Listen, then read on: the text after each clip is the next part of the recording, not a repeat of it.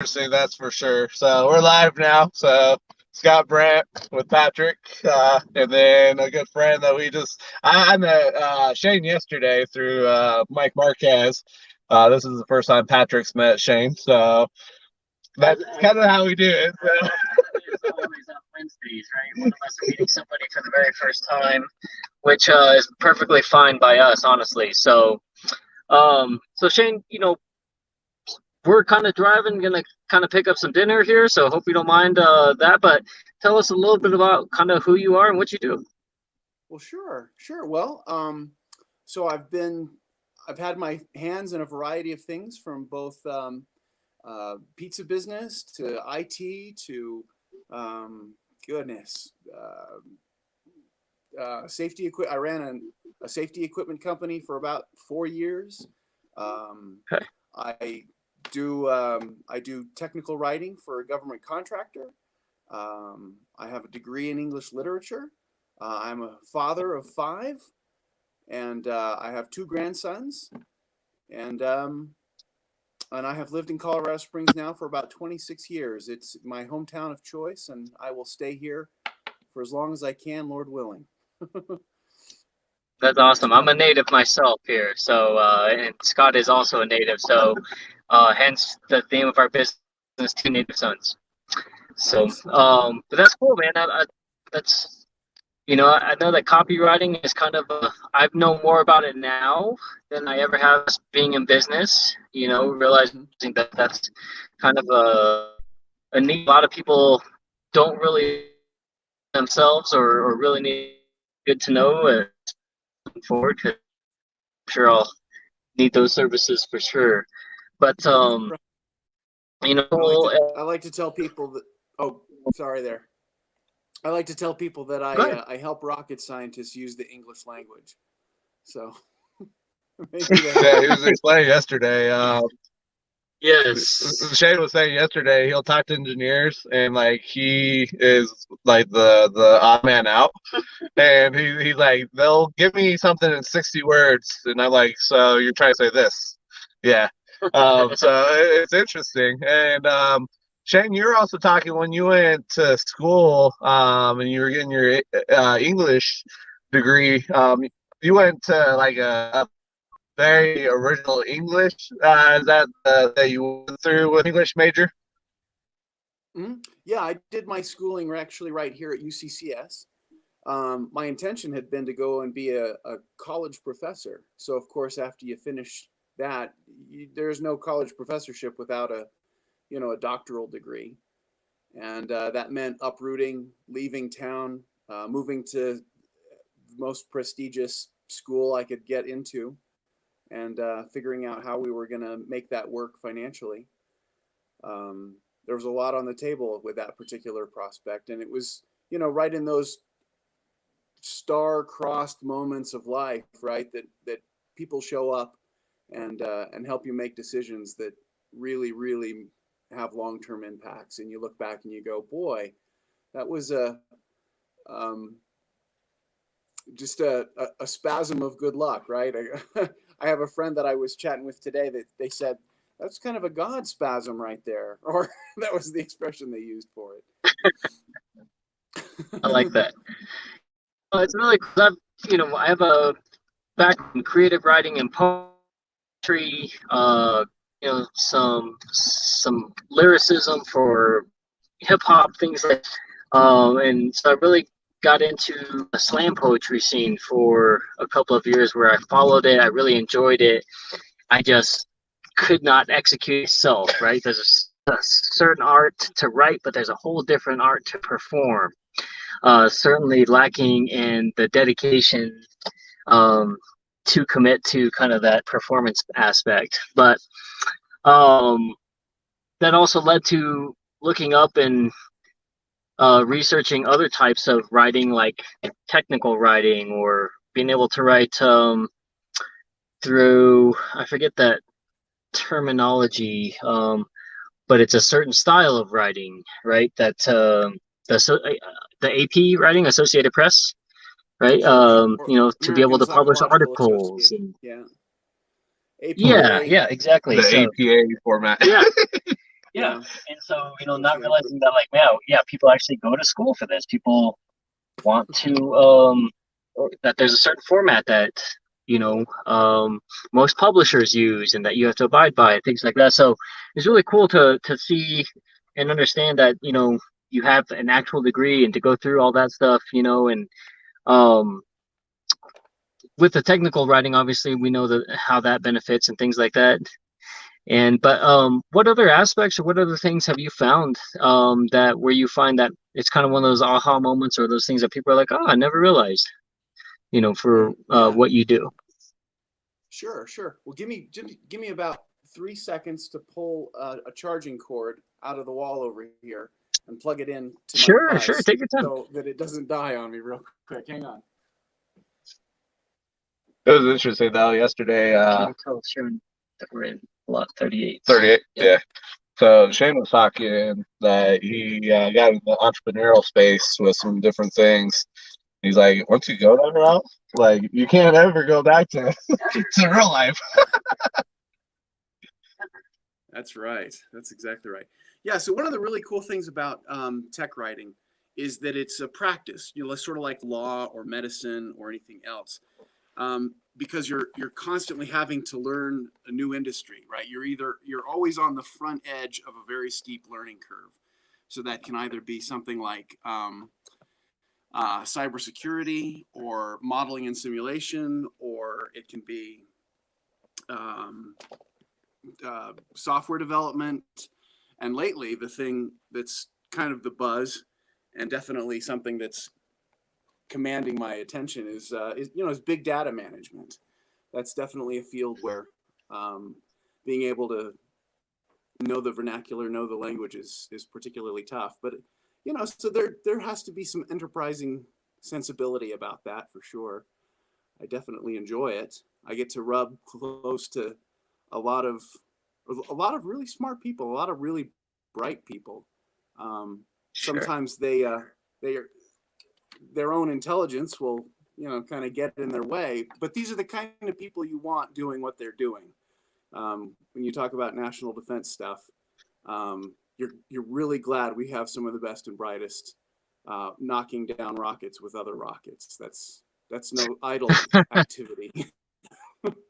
Yeah, no, that totally makes sense. And what's interesting is that oftentimes we talk about a lot the growth mindset, right? But again, not everybody has the ability, or not everyone has maybe a natural sense to do that. It's a lot of hard work for some people, right?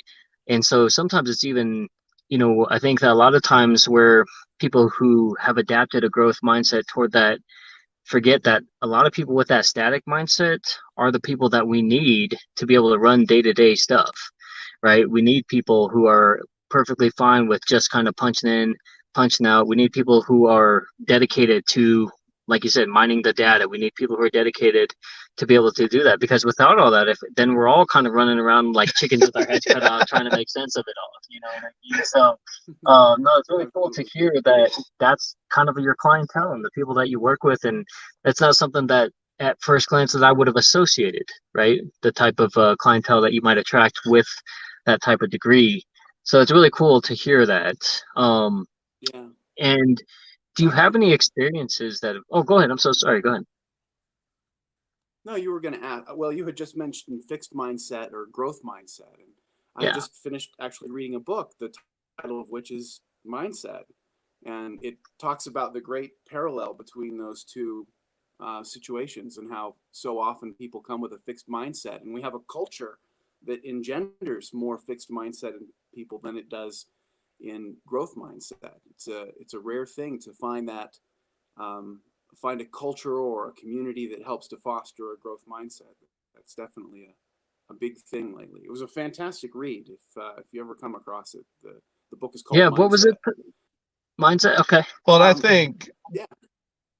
I think when you look at the aspect of the growth mindset versus the fixed mindset, my experience really it is something that like a pain point that has occurred in somebody's life, and they get sick and tired of just accepting the status quo. And they're like, there's got to be something out there. There's got to be something more than what's showing up here. I know for me, it was the pain of going through a divorce. And that led me into personal development and really finding my secondary family. But I think that's the big thing for a lot of people. It's really a pain point that has occurred that opens them up to the door to say there's got to be something different, especially if it's just a recurring pain. So let me go search for it. And I think that's where a lot of people end up getting into the growth mindset, is by searching for it. Yes, he busted out a book. You sure did. I'm excited. It's my type of guy. Yeah. Oh yeah. So here's a front view of that.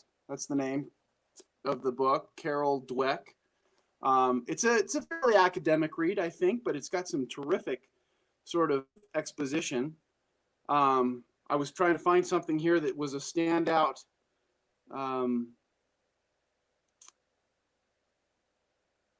Okay, well, shoot. That's one of those spontaneous moments where we go, oh, this was great. Let me find something that was a great instance from it that made it a terrific read. Yeah. But at any rate, how have things affected you? You were about to ask a question there, Scott, that that would be a good segue between now and when I find something that's worth sharing out of this. Well, I know, like I was saying, I think it's really experiencing a pain that opens up the door where people go and search. But I know yesterday when we were talking, you said you got into the entrepreneurial endeavors, and once you really got in there, you're like, I can't go back to, I guess, regular life. And I find that interesting because people have to understand, once you enter into the entrepreneur lifestyle, it's like crack. Like it's something that once you have a taste of it, you're like, I can't let go of this. Yeah. I think there's two reasons for that, exactly. And this has been totally my experience. And the first reason is that there's this sense of freedom that is inescapable about it, right? And we see, whether it's just the freedom to call my own shots, to set my own terms, to have happiness or things on my own, in my own way, or because we see on the other end of big entrepreneurial adventures a possibility to create more time, the possibility to create relationships that are, seriously nurturing and fostering, right? Or it creates for us an opportunity to just have project freedom, right? To be able to stand back after 2, 3, 4 years and beat our chests and go, look at this cool thing I made. Look at this fantastic project I did.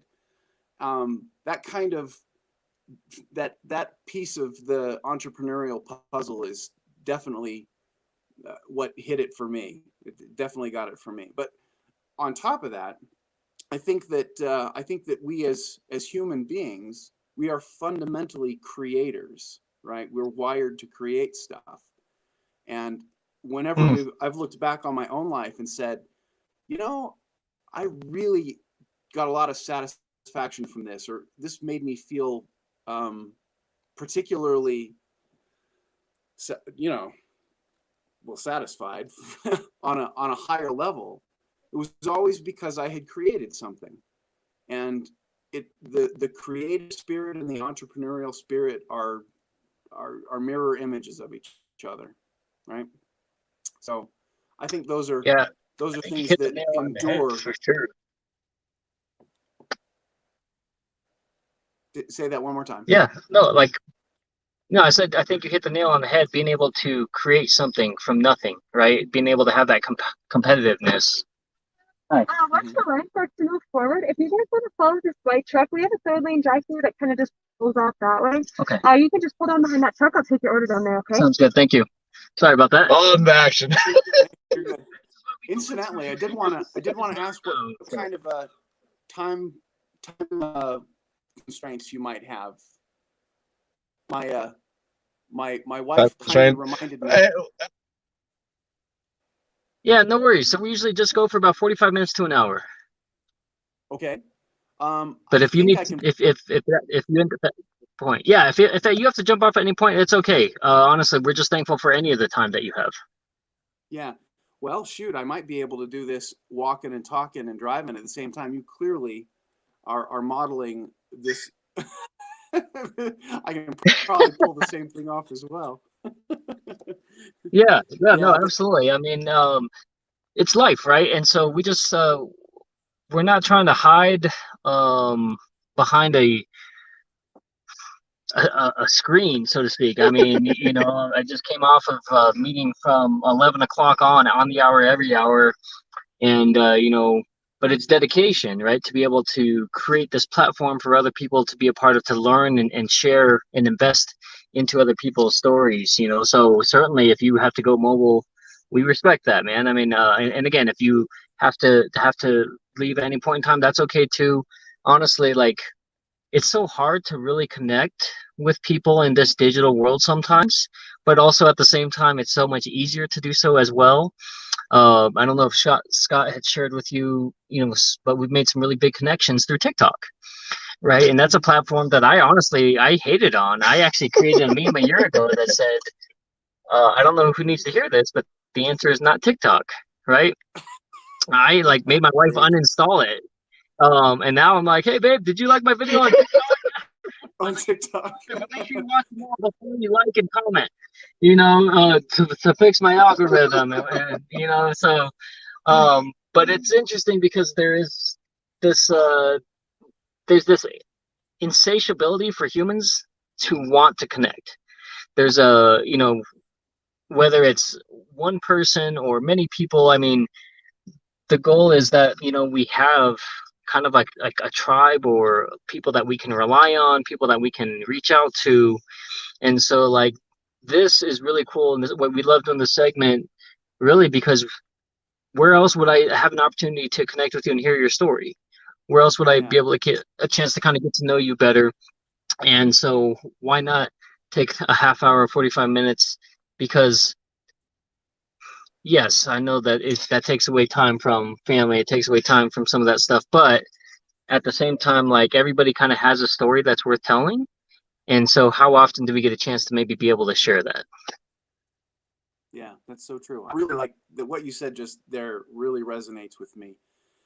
You hear these things about you are the same person you will be 5 years from now, except for the books that you read and the people that you associate with, right?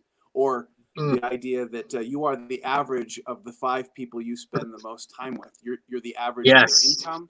You're the average of their right? Their marital statuses, they're all that sort of fun stuff. But here's one of the things that I really like about association play.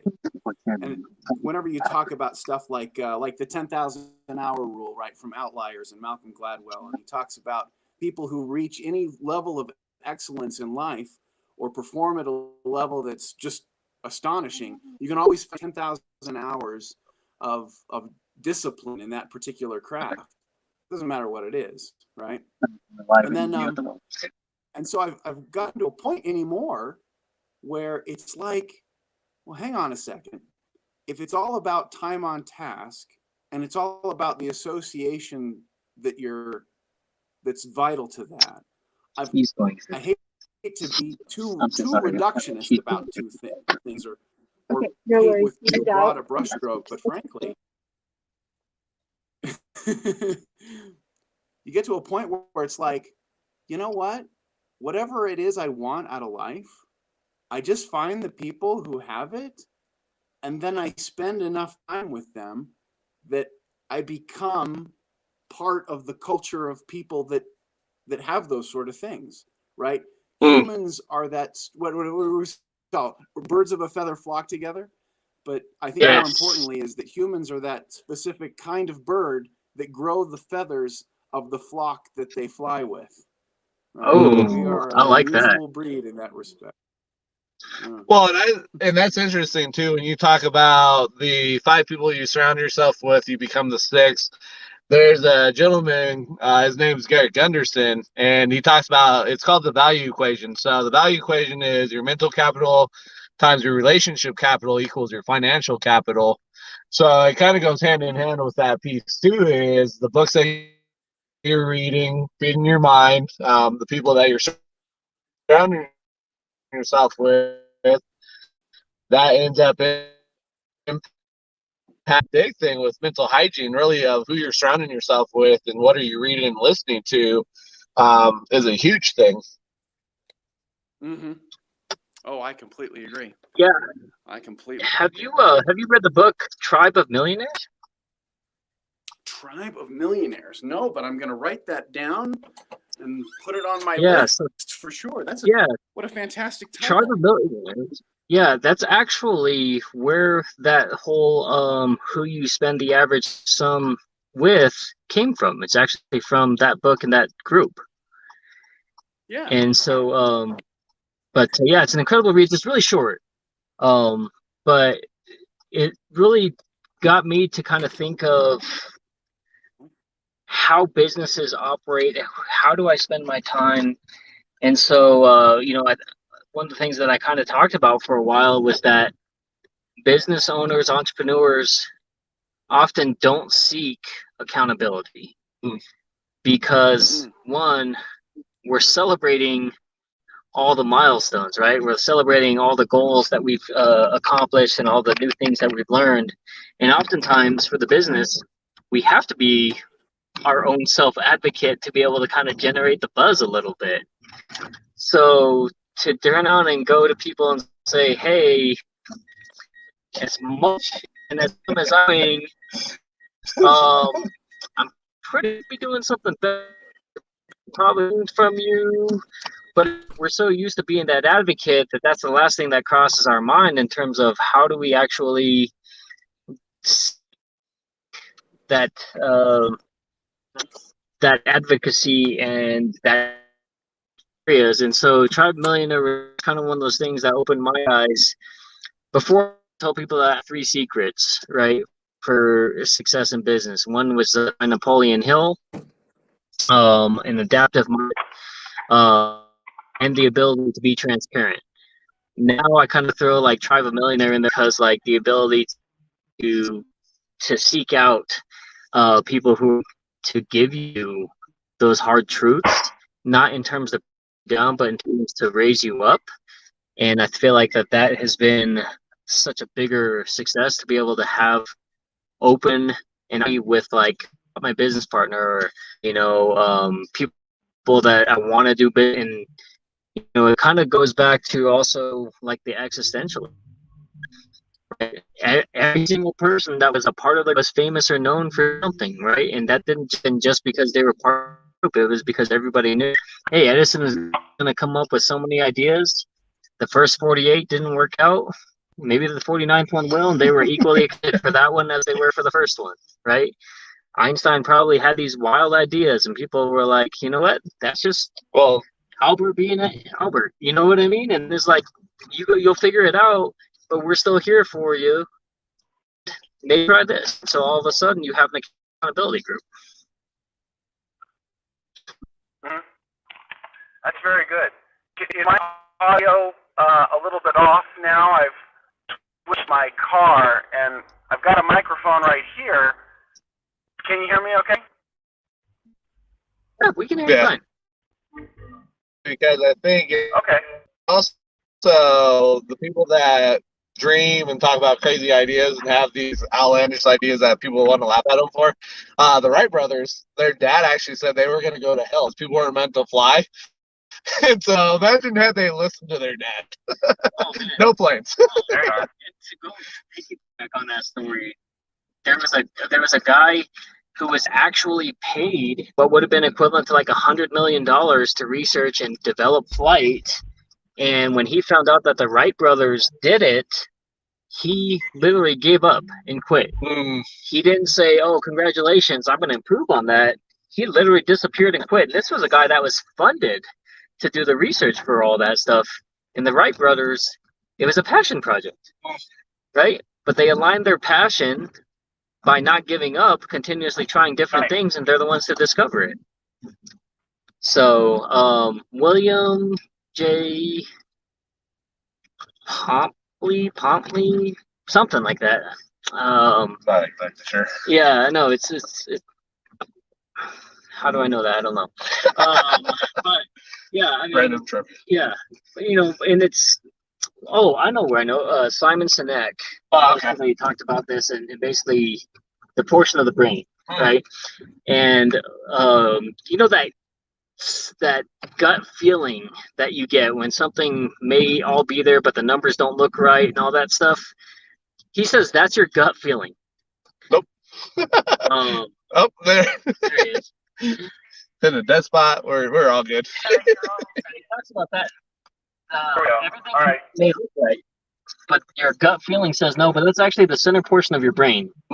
And so, basically, is Apple any more or any better qualified to sell phones more so than Android or Samsung or TVs like Sony or computers?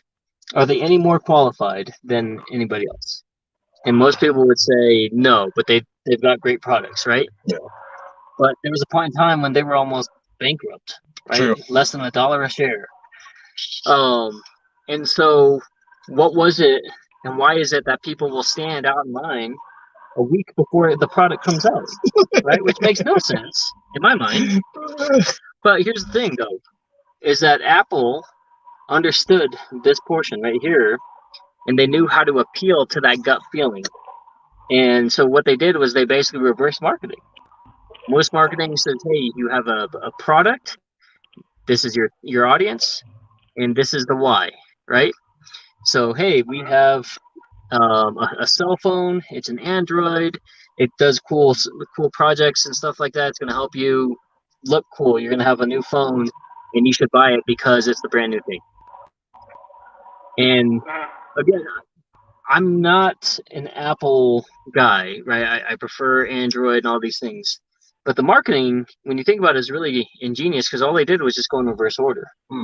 And they just said, hey, we're Apple. We want to be involved in all the newest high-tech gear. We're going to have the newest and coolest features. You're going to look cool because of the newest and coolest features, and you're going to be on a different level. We want to be that for you.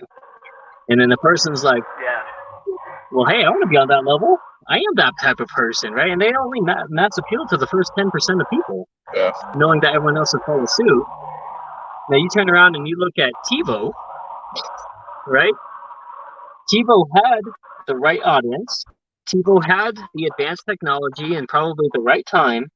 They've never gone more than $10 a share.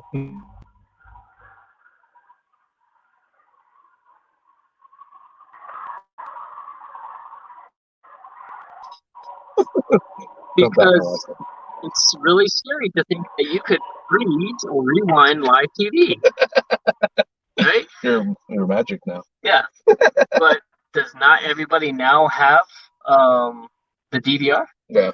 Right, so they can record and all that, but TiVo didn't capitalize, and so they basically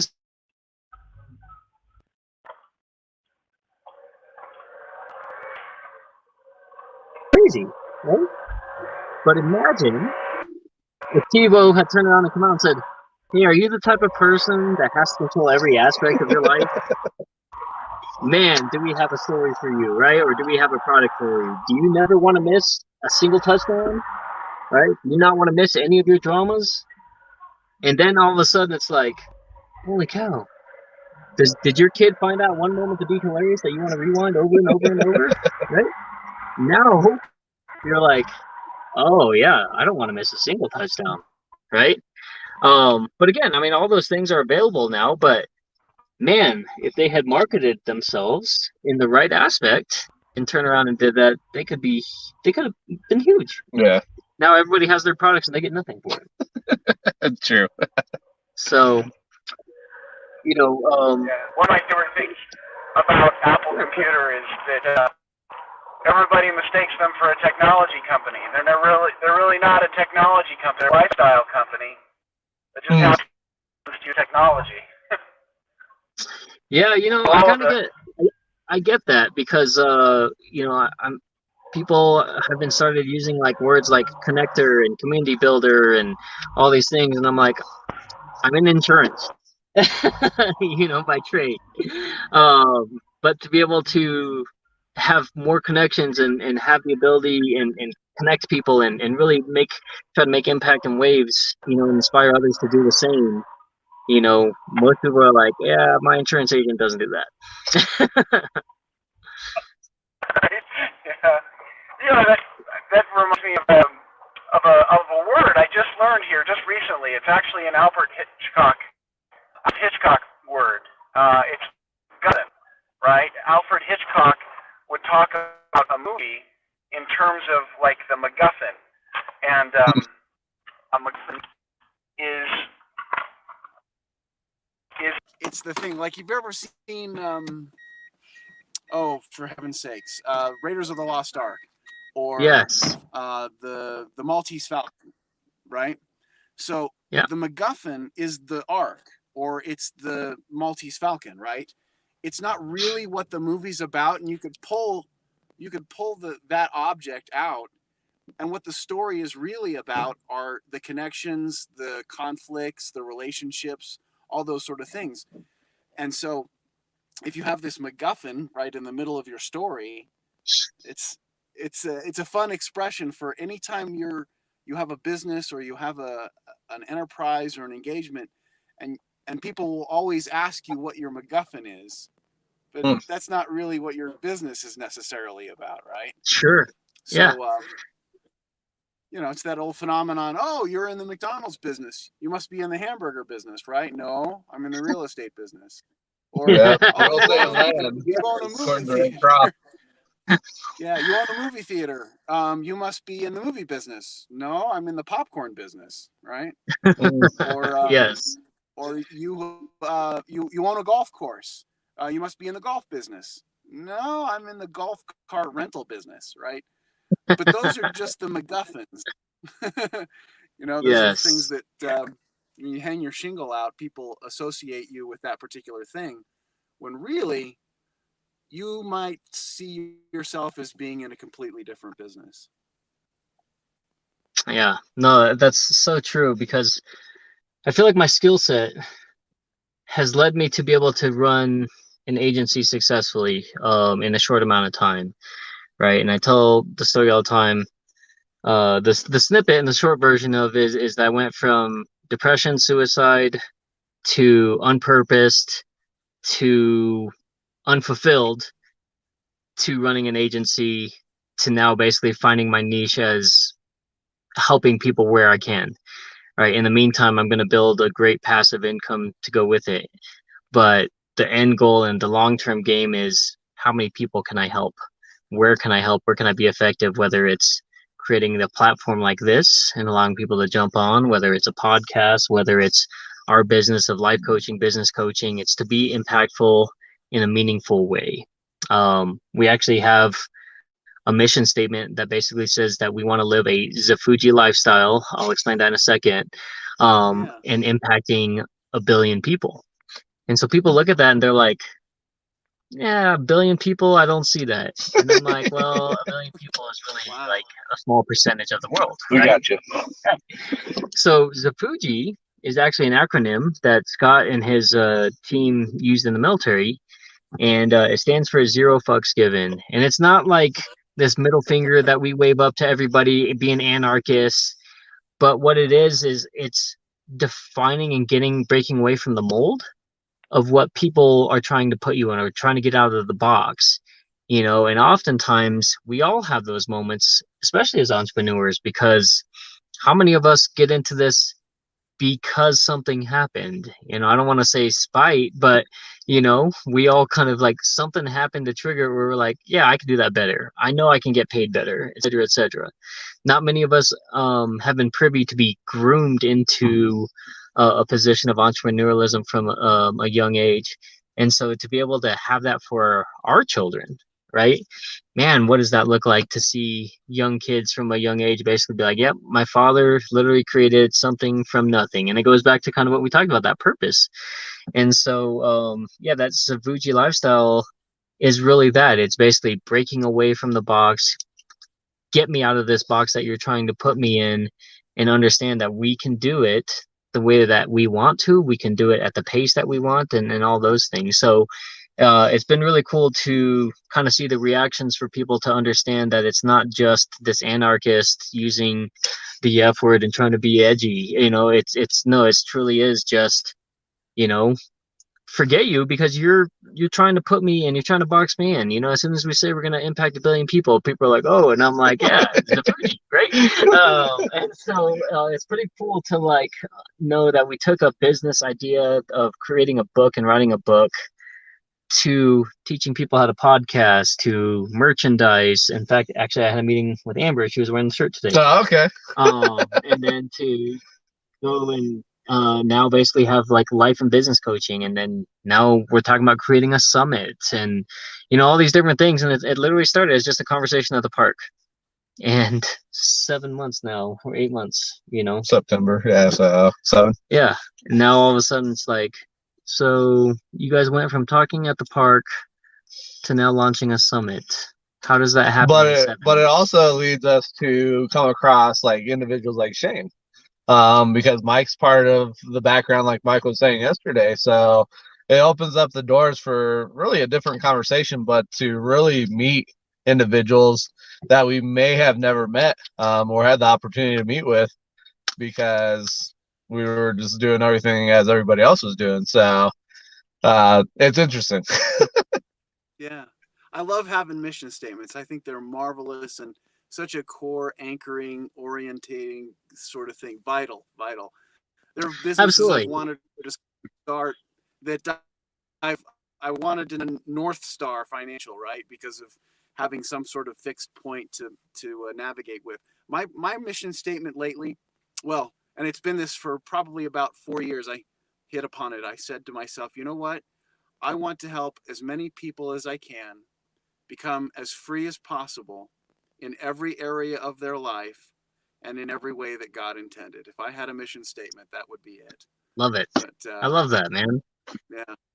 So you talk about all of the difficulties that people encounter and the little setbacks or the struggles or the missteps, for lack of a better expression, when you're developing something or building something. And I know I spent about, a decade and a half maybe in sales or in sales management or something. And there was this little jingle that we always used to do. And I found that it doesn't just apply to sales, but it has application like in so many other parts of life.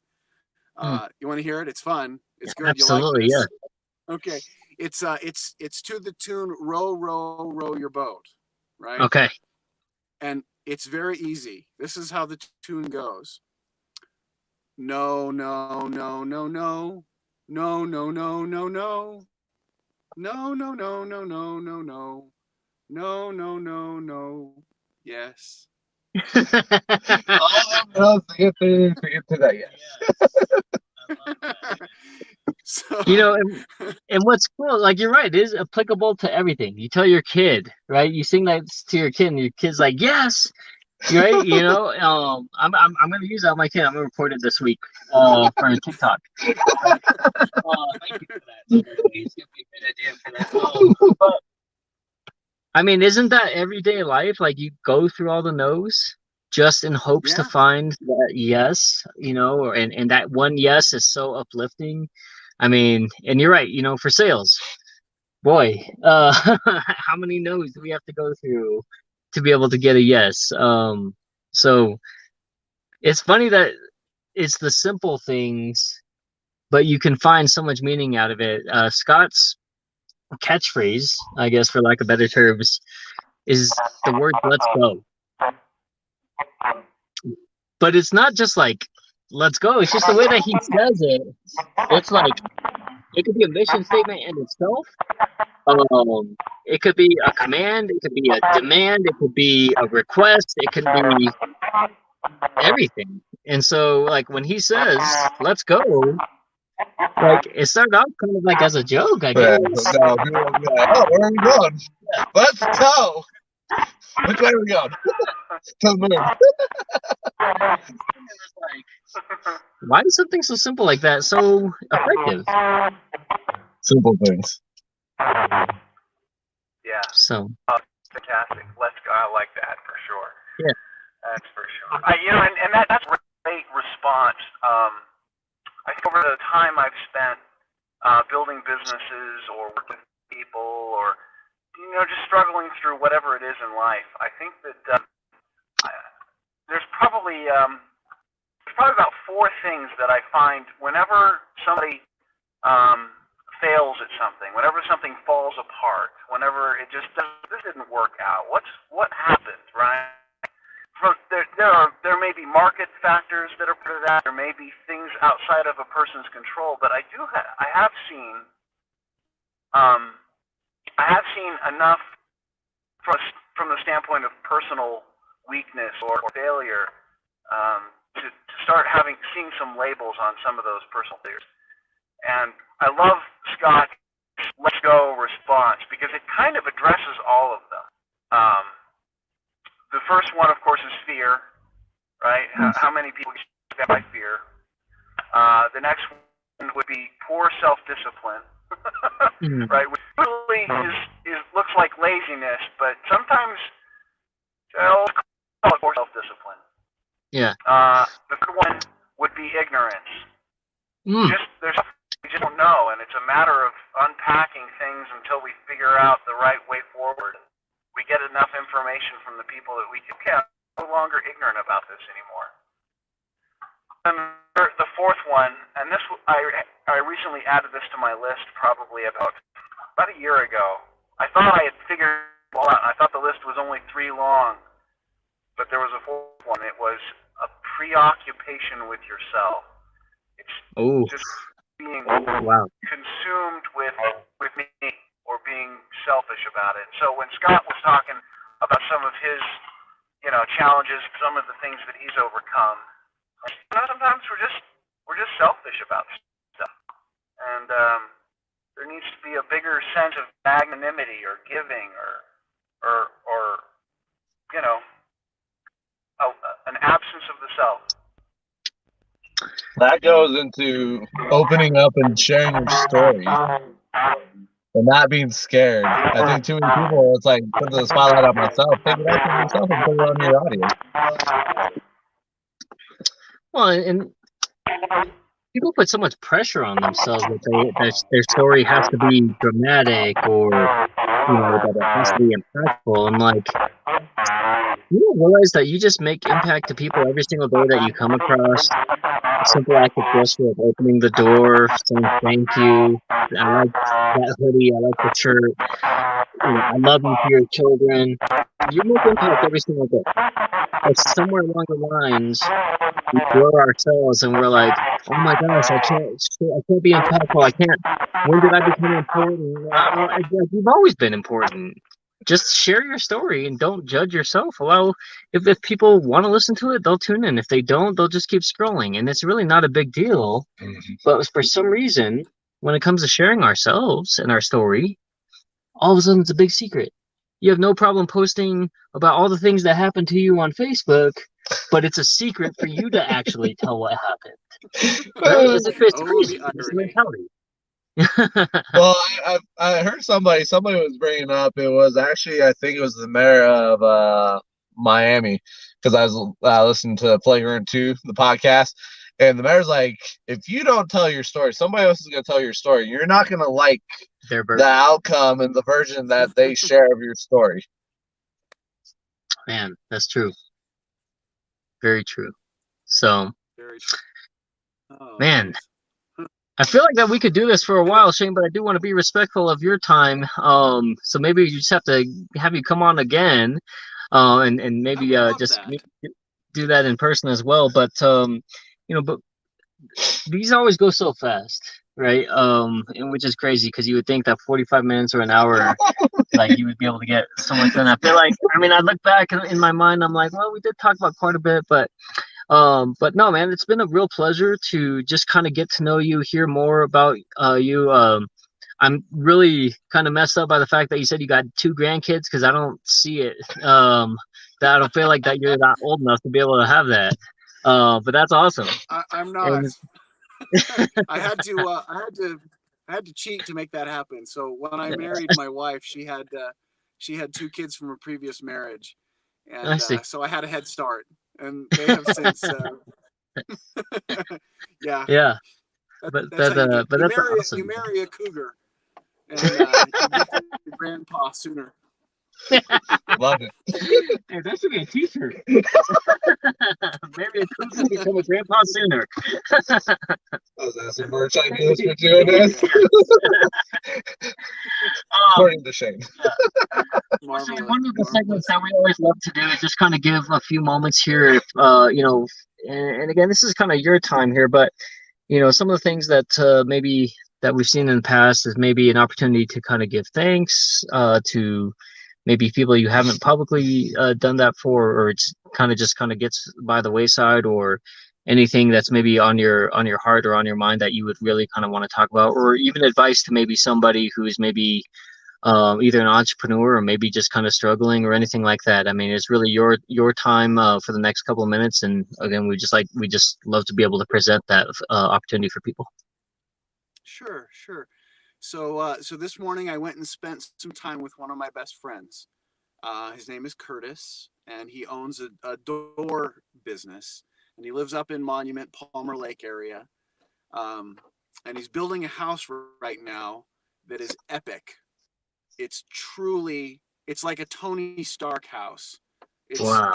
It's 1 million pounds of concrete to craft the Cool. forms that make up the roof for this house. It's super cool, like super cool. Wow.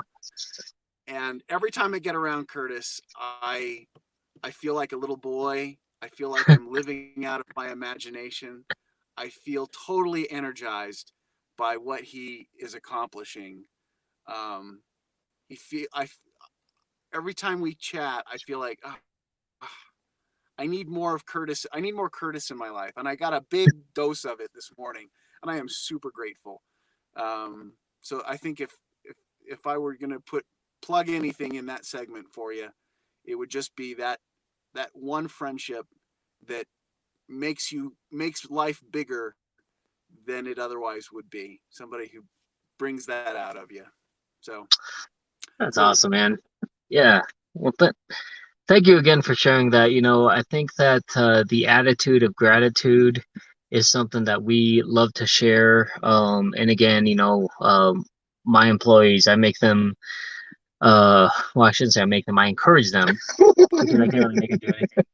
But I encourage them to really think back on, the interactions that they've had throughout the week, the count the blessings, and don't be afraid to share that, because how many of those moments do we maybe take for granted, and then all of a sudden people are gone, and it's like, man, I wanted to just let them know how awesome that day was that we hung out, or that time, or that memory that we shared. And so by being able to relive it, and again, we live in this digital age where it's like you create that fingerprint now.